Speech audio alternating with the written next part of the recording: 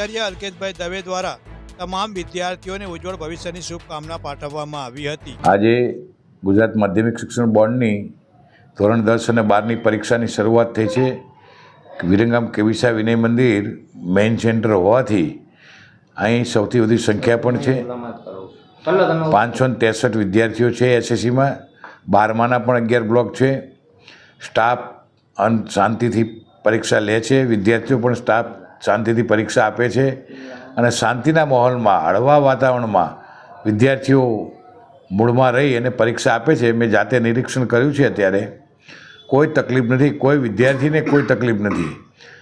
Paper પણ પ્રમાણમાં સારું છે, વિદ્યાર્થીઓને કોઈ ચિંતા નથી અને અમે અમારા લેવલે જે વ્યવસ્થા કરવાની હોય છે સરકારના આદેશ મુજબ એ અમે બધી વ્યવસ્થા કરી છે અને સારી રીતે પરીક્ષા લેવાય છે।